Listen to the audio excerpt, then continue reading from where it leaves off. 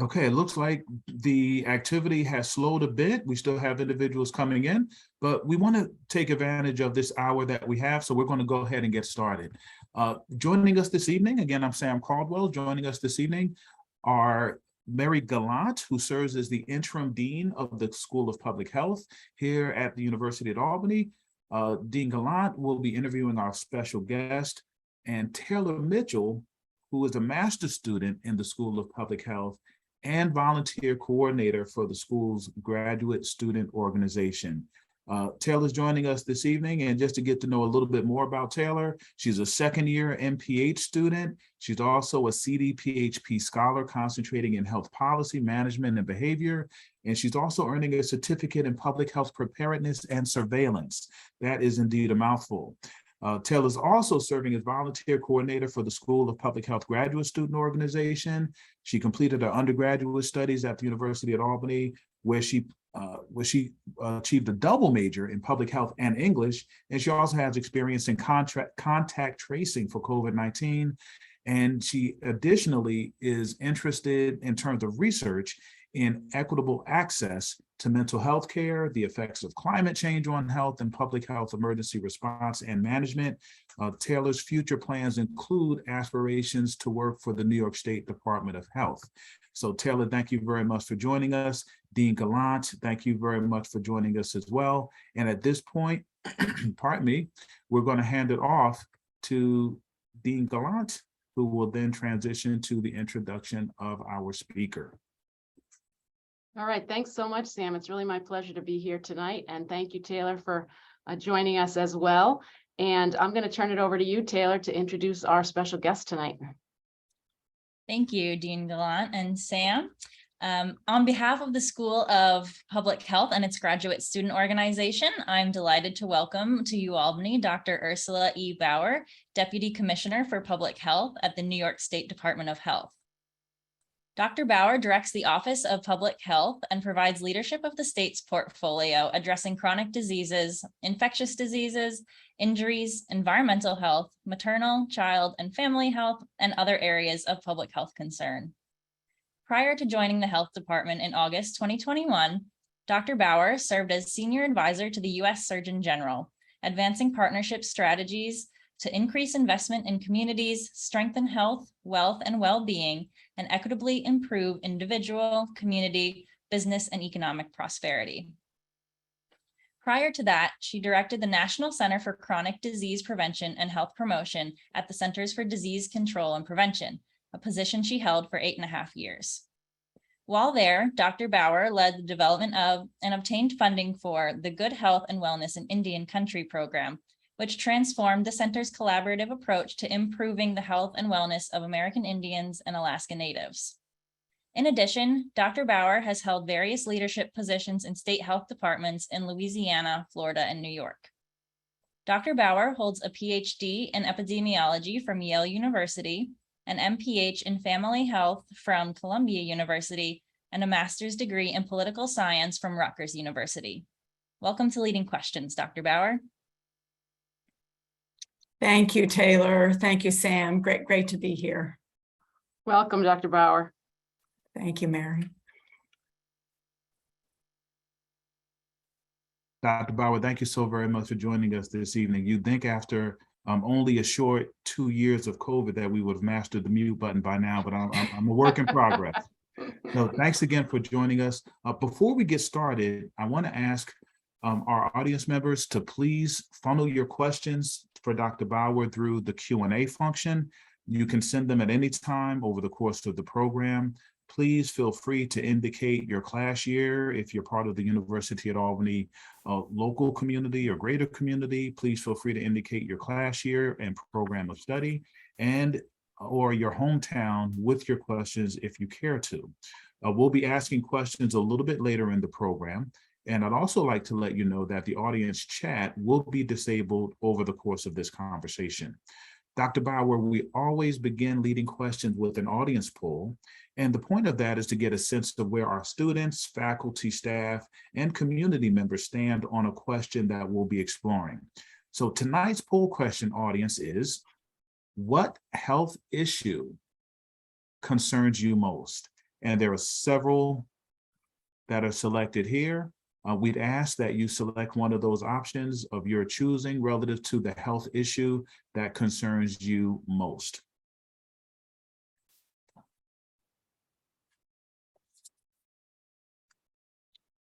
And as we're receiving those responses, and we're asking that you select one option only, we look forward to a very, very spirited conversation this evening. We have the results of our poll here. There is no majority. We do have a plurality around mental health. And we could say, I guess, mental health and mental health wellness, or mental health care, mental health treatment, all falls under that umbrella. So that seems to be the health issue that concerns the audience the most. And as we transition into our dialogue, I'll ask if, based on those results, what is your initial reaction to hearing that, Dr. Bauer? If nonverbal spoke, you don't look very surprised. So I'm curious as to what your thinking is to hear that our audience seems to be focused on mental health as an area of concern. Yeah, mental health is all over the news because of the pandemic, where we were just under so much stress and we lacked access to the services that we were used to the supports that we were used to family members and friends and routines that we were used to. But like so much of the pandemic, COVID-19 didn't create our mental health challenges. It really exposed and exacerbated existing problems that were much in need of attending to. It's very interesting to hear that when we consider that for many, the notion of isolation may have been something that perhaps was underestimated relative to the effect on mental health. So thank you very much for highlighting that and giving us some things to think about. Taylor and I are going to step away for a bit to watch for incoming questions from the audience. We'll again encourage you, audience, to submit your questions through the Q&A function. And we'll now hear from Dean Gallant, who will have a conversation with Dr. Bauer. Taylor and I will be returning in a little while for the second half of our program, where we'll field some audience questions, and we'll also transition to our lightning round of questions. Dean Gallant. All right, thank you, Sam and Taylor. Dr. Bauer, I want to welcome you again and say that we're really grateful to you for taking this time to, speak with our students and other audience members about the perhaps the complexities and challenges and hopefully some of the rewards of a career in public health. And I guess I'm going to start off sort of in that vein. What originally drew you to the field of public health? Yeah, thank you, Dean Gallant, for that question. I took a bit of a circuitous route to public health. I'm a chronic disease epidemiologist by training, but when I was in college, I'd never heard the word epidemiology. I didn't know what it was. Mm-hmm. And I was, as you heard, I joined a graduate program in political science, and my thinking was I was going to become a political scientist. But I became increasingly interested in health issues, and eventually made my way to public health. One of the fascinating things about public health is just how political it is, right? Both in the sense of laws and regulations and the responsibilities that we expect governments to execute in support of public health, but also in the sense of being politically charged, especially today.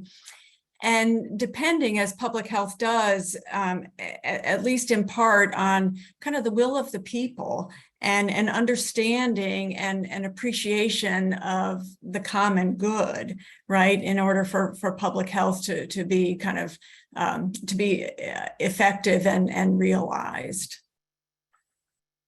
When you say you didn't discover public health till after college, I'm reminded that that's true of a lot of my colleagues as well. But like Taylor was a undergraduate major in public health. So I'm really glad that Yeah. that is such a growing area, and a lot more undergraduate students have an opportunity to learn more about what public health is, because we need more people in our field. Do you think having a background in political science has made you a more effective public health leader because of the political side of public health? You know, people bring so many different backgrounds to public health, and they're all extremely valuable, including a lot of rich lived experience, right? That can inform the way we approach and understand public health. I like to think I was a philosophy major as an undergraduate, and I like to think that I can think, you know, Yep, that there's some aspect of logical thinking that maybe I bring to public health. But absolutely the political science training I think is useful. I mean, certainly understanding American government, understanding how laws are made, understanding the political dynamics in our democratic system, our federal system, and the roles of the federal government, the state government, local governments, and so forth. I think it's an asset. Certainly, the last few years has been a very interesting and challenging time to be in public health. Would you say that the experiences and challenges of the pandemic changed your outlook on the way you do your work in any way, or your approach, or? Yeah, you know, as I said earlier, that the pandemic didn't create new problems for us. I mean, it certainly created a lot of immediate problems and stressors, but mostly it exposed and exacerbated existing problems. And one of those huge existing problems was the inequities in our society. I mean, the way people suffered from COVID was different geographically, was different across racial and ethnic groups, was different across age groups, was different across income levels, and the stresses that we experienced, and that really put us at risk for more severe disease, for hospitalization, for death, you know, depended on how we lived, where we lived, what kind of work we did, who we worked with. And so many people lost their jobs initially. We have a healthcare system that depends on employment. Right. You know, in those first few months of the pandemic, people were kind of saying, whose idea was that anyway, to link healthcare to jobs? Right. Doesn't really work in a pandemic. So all of these issues have come to the fore because of the pandemic. And for me anyway, and I think a lot of my colleagues in public health really prompt us to try to solve some of these tough public health problems that we should have been solving or trying to solve for the last many years and decades. So you think some of that, what the pandemic illuminated, might change public health's approach to other problems?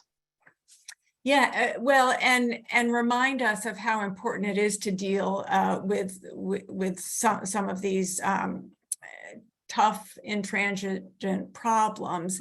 Right. You know, the U.S. did not fare well during the pandemic relative to other wealthy nations, right? We had more illness, more severe illness, more hospitalizations, and more deaths. And one of the reasons for that, there are many reasons, but one of the reasons is that our health status was fairly poor, relatively speaking, going into the pandemic. We have a whole lot more obesity. We have a whole lot more diabetes. We have a whole lot more hypertension, chronic diseases. And each of these conditions were the underlying conditions that put people at high risk for severe outcomes and death from COVID. So improving our population health in advance of the next public health threat is urgently needed. Yes. And you mentioned obesity and diabetes, and you mentioned how the pandemic really illuminated a lot of the inequities that we have always had. There are longstanding, disproportionate impacts on minoritized populations in so many health areas like obesity, diabetes, maternal and infant mortality. COVID pointed those out as well. What would you identify as some of sort of the key ways that we in public health could more effectively address those? Like, what are we not doing that we should be doing to really make an impact in that area? Yeah, really great question. And I wish I had, the magic answer, right? Right. So racial and ethnic disparities in health status and in health outcomes are the direct descendants of our policies of slavery, of genocide, and of land theft. I mean, it really goes back to the founding of our country. We're a nation built by stolen labor on stolen land, and we see the effects of that legacy in every aspect of our nation every day. So that's a burden, right? And that's not something that public health can address on its own. We try to mitigate the impact of that through our public health interventions to improve health equity, to reduce health disparities. But as a nation, we have to come to grips with that legacy. And it's not that something happened a long time ago and everything's been all well and good since. It's that legacy from a long time ago, not so long, a couple hundred years, maybe, right. It continues in every aspect of our lives that affect health. It affects the quality of the education that we receive, how we're treated in the workplace, the kind of job that we can get, the kind of housing that we can live in. So as a nation, not just public health can absolutely be part of the solution, but as a nation, we all have to work together to address that traumatic legacy. Yeah, thank you for sharing that. That's a really important point, and I hope we can all work together to start making some of those fundamental system changes, right? That you point out that are really what's needed. Yeah. I'm going to change gears a little bit and go back to the poll that highlighted that so many people are concerned about mental health. I know that's something that is really at the forefront in the news these days, and obviously it's in the forefront of our audience as well. In your career, how much of a shift in public health has there been, and sort of how much attention has paid to mental health? Yeah, great question. And I think of our nation's attention to public health, to mental health, actually going back to the Carter administration. I think Rosalind Carter really embraced mental health as an issue that she wanted to raise awareness about. And that continued into the Clinton administration, when you may remember Tipper Gore really championed mental health care parity, right? Which has taken a long time to achieve, and we're certainly not there yet. So mental health has definitely been increasingly recognized as an important aspect of health overall. We've started to think about health as more than physical health, as including mental, physical, emotional, and spiritual components, all of which need to be addressed. More recently, we've thought about health and well-being, and included kind of an aspect of wealth in that. before I came to the New York State Department of Health, I was working with the Surgeon General, and we put out a Surgeon General's report on community health and economic prosperity. And one of the frameworks that we focused on was the vital conditions that everyone needs to achieve their best health, wealth, and well-being. And those vital conditions, of course, include your basic needs for health and safety, but also education and lifelong learning, meaningful work and wealth, humane housing, reliable transportation, a thriving natural world, and belonging and civic muscle. You know, that notion that we can influence the policies that shape our society. So that much more inclusive and expansive vision of health and well-being, I think, is something that is really gaining attention and momentum in this century. I'm glad to hear that more attention is being paid to all those things that influence our health and well-being in such important ways. As a leader, leaders are often judged by their ability to communicate clearly and effectively. And we saw during the pandemic, there was a lot of mixed and confusing messaging, right? In some cases, misinformation spread by various sources or confusing information coming from even governmental sources. Can you share a little bit of your insight, what you think the responsibility is of a public health leader when it comes to communicating with the public about a health issue or crisis? Like, certainly there's times when the information you have to deliver might be unpopular or controversial or not easily understood, all aspects that make it hard to communicate. How do you deal with that? How do you prepare yourself to effectively communicate in those kinds of situations? These are not easy questions, Mary. Communication. So I'll say some things about communication, and then our audience can decide whether I'm any good at it, right? But people have to communicate authentically. We have to communicate humbly. We have to be clear about what we know and what we don't know. We have to communicate in ways that are helpful. So ways that people can understand what it is we're saying and what we're asking them to do and why it matters to them.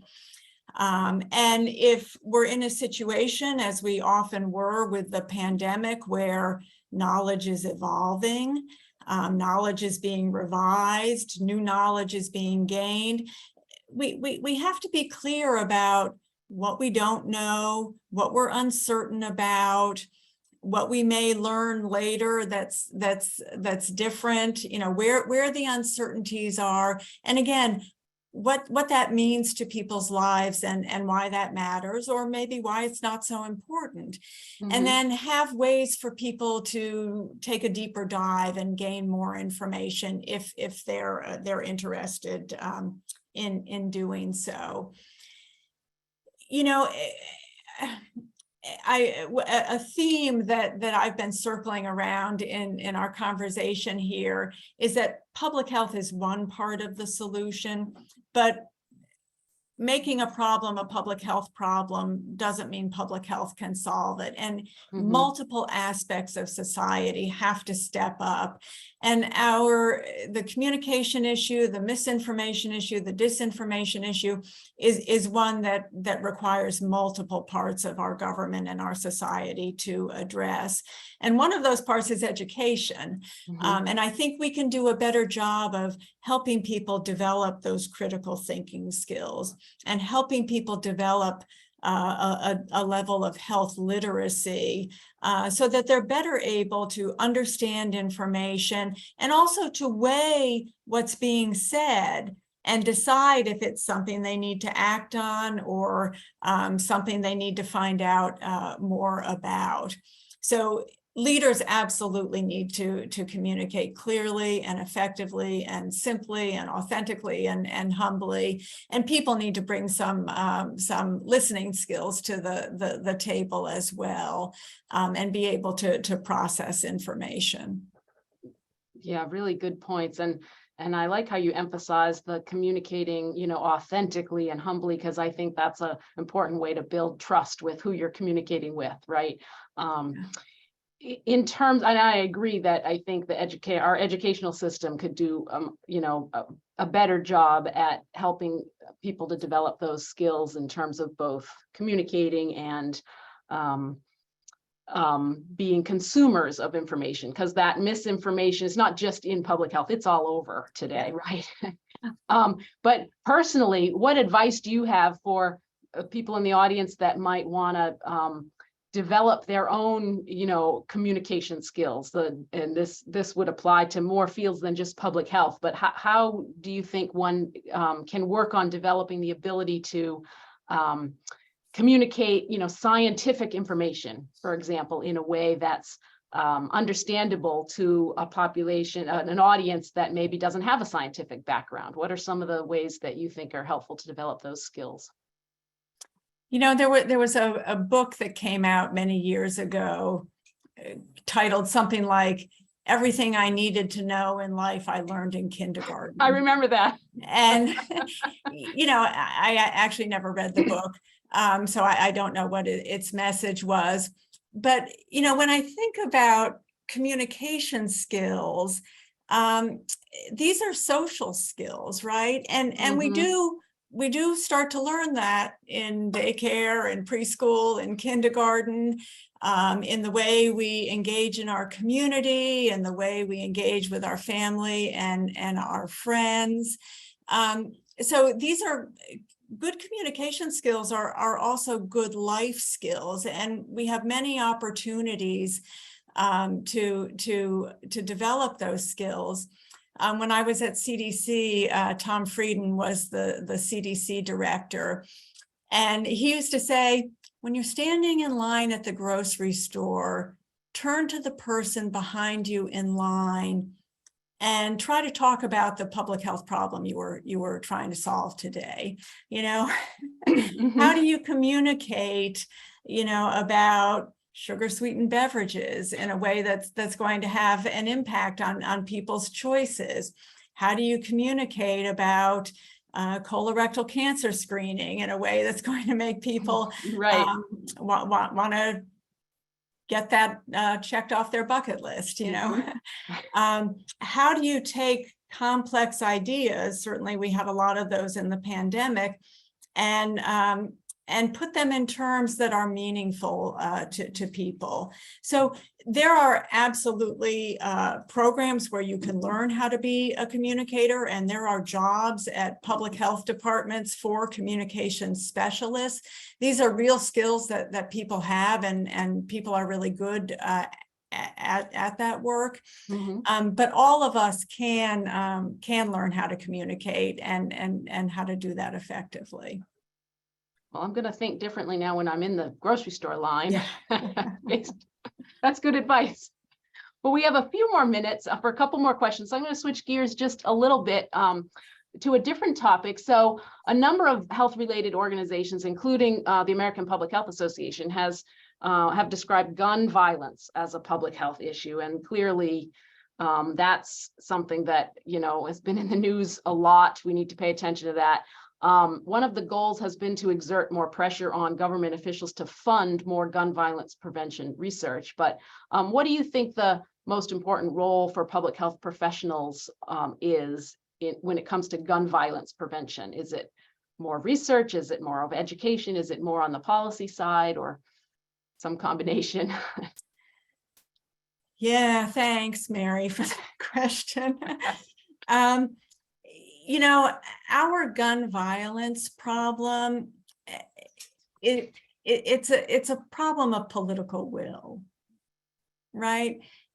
So I'm true to my theme of, all of these complex problems require multifaceted solutions, and public health can absolutely be at the table.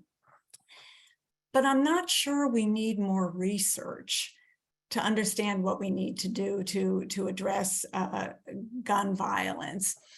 And sort of sequestering gun violence into the public health department doesn't help us solve the problem. Yeah. Saying we need more research and CDC or HHS or the New York State Health Department is going to do that research just lets us push the problem down the road, right? Oh, we're going to wait for more research before we decide to solve the problem. There are so many countries in the world that don't have a gun violence problem like we have. We can look to those countries and see very clearly what the solution is.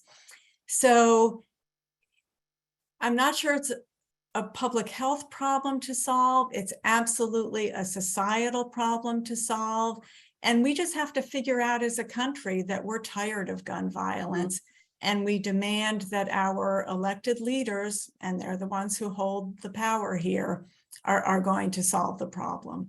Yep. Yeah. All right. Thank you for that. Well, we need to wrap up soon and turn things back over to Sam and Taylor, but I have one final question for you. You've clearly had several leadership positions at the state and federal level. What's your best advice on how to be a good leader or how to provide effective leadership? Or your one key piece of advice you want to leave with our audience, especially when you're dealing with it with a controversial topic or a controversial situation? Well, I don't know if I'm the best suited to give this advice, but I'll offer that humility, authenticity, and curiosity are really helpful qualities for effective leaders to have. Humility helps us strengthen relationships and build trust, as you said, Mary, and authenticity strengthens a sense of purpose and helps us build commitment. And curiosity strengthens our openness to others and helps with gathering and incorporating diverse input. So I think those three sort of qualities are really important to try to harness as a leader.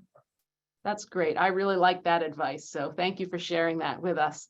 Well, I want to thank you for this interview segment with me, and I'm going to turn things back over to Sam and Taylor. Great. Thank you so very much, Dean Gallant. I absolutely appreciate that. My and pleasure. Thank you again, Dr. Bauer. We really appreciate you taking out the time. We're grateful that you were willing to do so, to speak directly to our students about the complexities, the challenges, your experiences in a career in public health. So thank you so very much for being willing to do that. I would like to ensure that we correctly address our Masters of Public Health student, Taylor Manzelli. I apologize. I think I might have been reading something wrong a little bit earlier. So Taylor Manzelli is our MPH student. Taylor, thank you again for joining us. We appreciate, the time that we've been able to spend together. We're going to transition now to some of the questions that have navigated their way in, and I'll remind the audience again that if there are questions that you'd like to pose of Dr. Bauer, to please feel free to take advantage of the Q&A function to do so. We received a couple of questions so far. We'd absolutely like to try to get to as many questions as possible. As traditionally occurs, we typically receive more questions than we may have time for. So I'm going to apologize in advance that we may not be able to get to all of your questions, but I promise we're going to do the best we can to get to as many questions as we're able to. So let's open up the conversation to questions from the audience. Sam, sorry to interrupt you, but I wanted to remind you about the lightning round. Yes, we're absolutely going to go to the lightning round as well. Okay. That's typically an audience favorite. And I'm going to take this as an opportunity to actually do that. We want to push that off until a little bit later, but we can absolutely get to it. No, sorry, I didn't mean to. Nope, no worries at all. That's something we typically save for a little bit later in the conversation. We have our lightning round questions teed up. Dr. Bauer looks as if she's ready to go. So why don't we transition to lightning round right now? I'll start with the first question, and Taylor and I are going to be tag teaming on today's lightning round. Dr. Bauer, what is your favorite guilty pleasure drama or comedy TV medical show? I don't have a TV. So that's fine. So I'll take a little bit of license and ask if there were a vintage program around the medical or public health space that particularly resonated with you. What might that have been? You know, I didn't even grow up with a TV.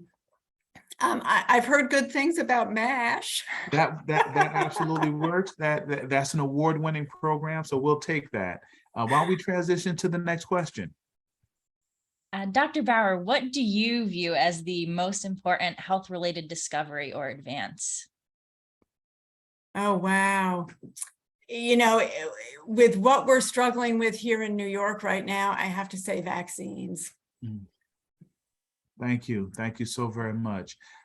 Any junk food? I would imagine that you don't indulge in much, but just curious, what junk food do you typically say is your go-to, or perhaps one that you absolutely want to sample if you have an opportunity to? So I make a mean chocolate cheesecake, but I don't consider that junk food. That works. That Got works. calcium in it, doesn't it? For sure. Taylor? So one of our favorite leading questions, what superpower would you choose, Dr. Bauer? Oh, I love that. What superpower would I choose? I'll go with the power of persuasion. That's a good one. I would like to have that as well.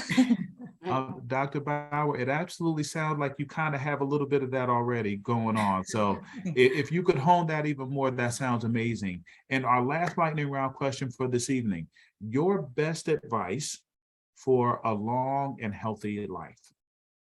Oh, no TV. I'm just kidding. I'm just kidding. My best advice is 8 hours of sleep a night. Oh, wow. Keep yourself rested and refreshed. Thank you so very much. We do have time to get to some Q&A from the audience. We have some questions that have come in, and we'll start with the following question. From your perspective, were there any particularly successful communication strategies employed during COVID response that can be built upon and utilized in future health emergencies? Yeah, I don't know. You know, the thing about COVID communication is it was a bit overwhelming. And I think the messenger lost control of the message pretty quickly.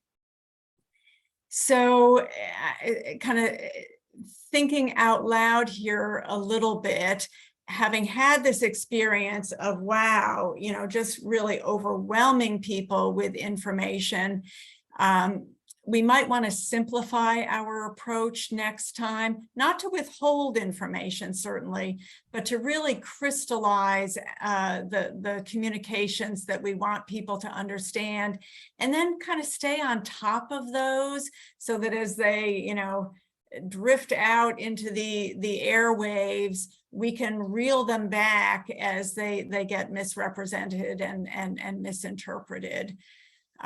So any strategy that keeps things simple, clear, direct, I think will serve us well in the future. Thank you so very much. Our next question speaks specifically to populations deemed by the questioner as particularly vulnerable, including immunocompromised populations, those who may not have ready access to paid leave and the like.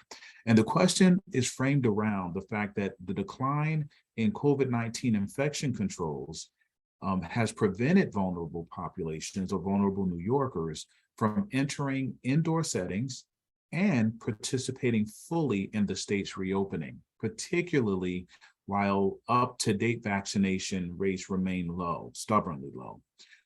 Historically marginalized communities are disproportionately impacted. Can you offer some sense of how the State Department of Health arrived at the decision to lift infection controls, including masking requirements on public transportation and in schools?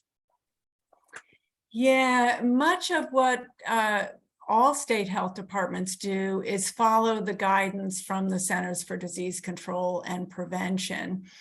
And in terms of lifting masking requirements, New York State was actually a little delayed in that. That is, we kept our masking requirements around longer than even the CDC had recommended.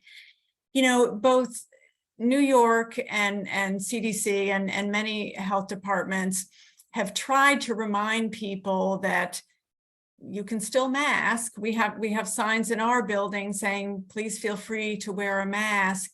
And I religiously wear a mask every time someone comes into my office, every time I leave my office, every time I go to the grocery store, every time I'm out and about. And I am disappointed to see that that not many other people are masking up, especially as we have a virulent flu season underway, and we have this RSV problem also coming on us much earlier this season. So, you know, when we wear a mask, we protect ourselves, we protect others, and we protect our hospital capacity. And our hospitals are a community resource, so we all have an obligation to protect that resource, and we can do that by wearing a mask. Thank you very much. And I'd like to thank Teresa Hunt and Isaac Michaels for those first two questions. Thank you very much, Teresa. Thank you very much, Isaac. Our next question comes from Sheldon. It looks as if the last name is pronounced Benali. Thank you, Sheldon, for your question. And Sheldon offers that he is affiliated with a tribal college in the Navajo Nation. He's joining us from Shiprock, New Mexico. Wow. Yes. So Sheldon is expressing that he believes he heard in your intro that you've had experience working with indigenous populations, including Native Americans and Alaska Natives. Yes. What advice would you offer to those populations who, particularly students who are considering entering into careers in public health? So Sheldon, I am so happy to share with you that I ran the Shiprock Marathon. We have to So add that I have been to the Navajo questions. Nation many times, and have been to Shiprock and ran the Window Rock and ran the Shiprock Marathon. So what a treat and an honor to have you joining us tonight. So my advice to American Indians and Alaska Natives who are pursuing a career in public health is to honor the wisdom that you bring with you to that endeavor. That was a long lesson for me to learn. I have visited dozens and dozens of Native nations across the country, and really listened carefully to the wisdom that exists there, and the ways that Native people know to keep themselves and their communities healthy. So helping the rest of our American society respect and understand and honor all of our traditions it can bring that well-being, can bring that wholeness, can bring that healing. So my advice is to honor that knowledge. Thank you very much, Dr. Bauer. I would like to take an opportunity as questions continue to come in to thank our sponsors. Thank you so much to the University at Albany Office of Government and Community Relations. Thank you to Dean Gallant and the School of Public Health. Thank you to the Office for Public Engagement, to the Center for Leadership and Service, and to the Office of Diversity and Inclusion. Thank you so very much for your robust support of this program. And thank you for continuing to go about the work of collaboration to ensure that we're able to bring valuable programming like this to the University at Albany community, both local and not so local. Particularly as in the case of our last questioner, Sheldon. We have another question, and this is coming from Christine Boslak. She offers thanks for this event. Christine, you're more than welcome. Dr. Bauer, what inspired you to go to work at the New York State Department of Health? So I first joined the New York State Department of Health in 2001. I was actually working at the Florida Department of Health at that time. And my husband's family was in Eastern Massachusetts, and my family was out in Ithaca in Central New York. And we had a young family, and we really wanted to be back home closer to our families. So we came to New York the first time for family reasons. I left the state, however, and joined the CDC in 2010. And when I did that, my husband and children did not come with me. My kids were in middle school and high school at the time, and they wanted to stay put. So I did that commuting thing for 12 years. And that was enough.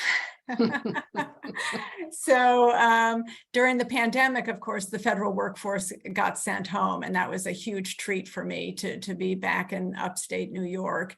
And I started to worry. Do you remember just before Delta hit that it looked like COVID was going away in May and June of 2021? And I started worrying that the federal workforce would get called back to work. So I looked for a local job, and I was delighted that there was an opening at the New York State Department of Health. So I guess family reasons are both why, for both times, why I came to the department. It's an extraordinary department. It's an academic health department, which is not the typical model. We have a great partnership with the School of Public Health and UAlbany. We have a lot of resources. We have a very progressive program. We serve a lot of people. It's really an honor to work there. Could I ask you a follow-up question on that? And first of all, I'll say that I and our School of Public Health delighted you came back to the State Health Department. But can you talk a little bit about the difference working in sort of leadership positions between the federal government and state government? Maybe differences and similarities, I don't know. Yeah, so, you know, one key feature of our federal system of government is that the federal government can go into debt, but state governments cannot. State governments have to balance their budgets, and the federal government can spend gobs of money it doesn't have. So that means the federal government programs and agencies have a lot more resources than state agencies and programs do. And you notice this in every aspect of the work. I remember when I went to CDC, just feeling the quality of the paper in the printer. I couldn't believe it. And we had color cartridges at CDC. We weren't allowed to purchase those at the New York State Department of Health. So at a very fundamental level, there's a huge resource difference. Mm-hmm. And the salaries are very different too. And that means that the federal government really has a recruiting advantage and can attract the best and the brightest. But they also have resources to invest in their staff and invest in their programs. And many states and local governments too really struggle to do that. On the other hand, Mary, if you want to have an impact, right, the local and state is really where you want to be. That's where you are touching people, where you are building programs on the ground, where you are discovering innovative solutions. I think of local and state health departments, communities as really petri dishes of innovation. So the federal government can provide guidance, can issue best practice statements, can fund particular approaches, but really it's the people on the ground who figure out how this is going to work in my community, or if it's not going to work in my community, what I need to do to make something work in my community. And then that trickles back up to the federal government. So innovation, impact, touching people, changing lives, transforming communities, that all happens at the state and local level. That is such a comprehensive answer. And my hope is that for any of our students who are considering careers possibly at the federal level or at the state level, they've been able to walk away with enough information to make a decision based on the perspective that you lent, and also the things that they believe they wish to do. So thank you very much for that. And Dr. Bauer, I promise you, you're not the only one who was happy that there was an opening with the New York State Department. We are also. We have another question, and this is from Naeem Al-Sadat Madani. Thank you very much, Naeem, for your question. Naeem offers the following. Thank you so much for this great webinar. You are more than welcome. Thank you again, Dr. Bauer, for being here. And what Naeem is hoping to hear about is, what do you view as the best strategy to solve the health insurance problem? So Naeem, I promise you this isn't a policy discussion, but we'll just ask for top of mind thoughts, Dr. Bauer, relative to how to remedy, solve for, navigate the fact that there are many among us who may forego visits to healthcare professionals, including dentists, including eye specialists, because they don't have insurance. Yeah, it's such a great question. It's really the question of our time. You know, we have this concept of the U.S. health disadvantage. And the U.S. stands alone among wealthy countries in terms of, you know, our high burden of illness, our lower life expectancy, our lack of access to healthcare costs, to healthcare, and yet we are paying more for healthcare than any other wealthy nation, any other country in the world. Twice as much as the average of our wealthy colleagues. So we're paying this extraordinary amount of money for healthcare, and yet we're not getting the benefits. We have sicker populations, we have lower life expectancy.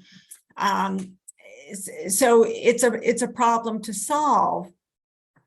And again, as with the gun violence problem, we can look around at other countries and we can see how other countries, our neighbor to the north, organize their healthcare delivery and healthcare access.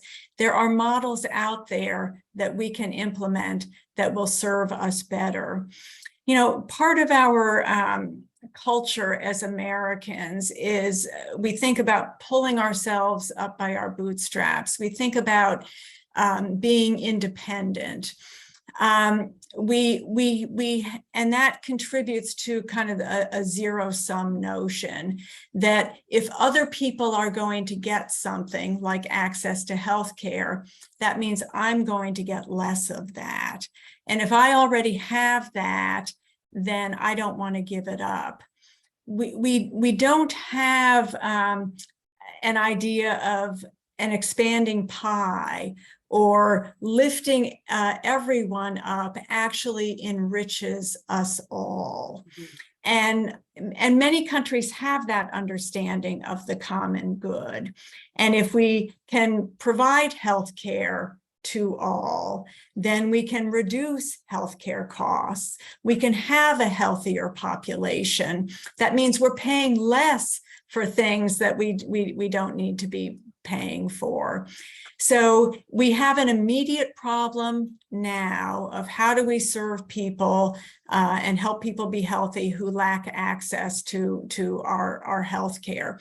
But there's a longer term solution out there that as a people, as a government, and as a nation, we need to figure out how to embrace. Dr. Bauer, thank you for those words to not only give us information, but also words to challenge us and consider the things that we can do as citizens to advocate for some of these changes. Thank you very much. We have an opportunity to squeeze in one final question before we go to our closeout. And that question really speaks to interagency collaboration. The question is, the pandemic, I apologize, let's go to this one. I apologize. How is the Department of Health working with the questioner is asking specifically about the Office for People with Developmental Disabilities, but let's expand that question to speak to other agencies, including OPWDD, to ensure the health and well-being of persons with disabilities in New York State. So I think you're getting at kind of breaking down the silos and working across programs to solve some of these thorny issues that are plaguing our state and our nation. It's a tough one to solve, and it's ironic because we all want to solve it, right? We all want to work together, and every time we have the opportunity to work together, to work with other agencies, to engage with other programs, even outside of state government, we so appreciate that opportunity, and we learn so much from it. I think where this works best is when you have a bunch of different types of groups. You have government, you have nonprofits, you have businesses, you have community organizations, all working together to solve a particular problem. And they can work across those silos much more easily because they're all focused on a specific and definable problem to solve. For state agencies, we're also overwhelmed with the host of problems that we're charged with solving and the programs that we're charged with delivering. It often seems difficult to kind of get our heads above water and look out and say, oh, Office for People with Developmental Disabilities is doing something similar. I need to work with them, or Office of Mental Health can help us solve this particular challenge.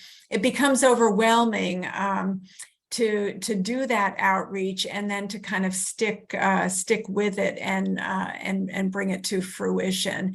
So it's the holy grail of how we can make progress in a state or federal government, or even at the local level. And it's a nut we just haven't cracked yet, to mix a bunch of metaphors there. Sorry. Dr. Bauer, we appreciate your perspectives. We appreciate the reminder that it requires the diversity of lived experiences, learned experiences, professional experiences, and otherwise to solve increasingly complex problems. So yes, diversity of populations and diversity of perspectives is just one way to help us get there. I think your message comes through loud and clear, and I thank you for sharing it. Are there any final thoughts that you'd like to leave us with before we offer our final thanks to the audience tonight? This has been really such a wonderful experience for me. I really appreciate the opportunity. It was great to meet you, Sam and Taylor. And Mary, of course, will continue working together. And I appreciate the audience. I appreciate folks coming out from across the school, across the state, across the country. I really enjoyed your questions. And I wish the School of Public Health students great success in your careers as we solve these important public health problems. Thank you so very much. Sheldon does offer a reminder that the Shiprock Marathon is in May. So thank you, Sheldon. We appreciate that. And I realize that we're right up against time. We do have a question from a student, and I really do, as much as we can, try to accommodate those questions. So we have a question from a student, Andrew Clancy. Thank you for your question, Andrew. And he's asking just briefly if there was advice that you had for MPH students in navigating through the politics that inevitably affect their work. So he doesn't offer anything more specific than that. Andrew, we thank you for your question. And to the extent that you can, Dr. Bauer, that's something you could touch upon briefly, please? Yeah, you know, politics is part and parcel of public health. I think that's always been the case. But I think it's become increasingly the case. So you do have to hone your political sensibilities. And certainly if you're going to be a local public health commissioner or even a state public health commissioner, you're reporting to a county executive, you're reporting to a governor. That doesn't mean that you're inauthentic or that you compromise your positions, but it does mean that you're listening carefully to the diversity of perspectives, that you're understanding how those shape your perspective and how you can try to shape those perspectives as well. So you need to stay true to yourself, but not in a dogmatic way, in an open way that recognizes and appreciates other perspectives and tries to find common ground. Dr. Bauer, our final comments are grounded in gratitude. Thank you for joining us this evening. Thank you for sharing time and perspectives from the New York State Department of Health. We're grateful to you for your public service, for sharing aspects of your personal journey, for lending insights both on leadership and the practicality of the work with our students this evening. And we do hope that your schedule affords you an opportunity to be able to join us again soon. Thank you so very much. Audience, thank you for joining us. Please keep your eyes and ears posted for upcoming events relative to leading questions. Thank you very much, Dean Gallant. Thank you very much, Taylor Manzelli. Thank you very much, sponsors. Have a great evening, and we look forward to seeing you at our next event. Take care. Thank you all. Thank you, everybody.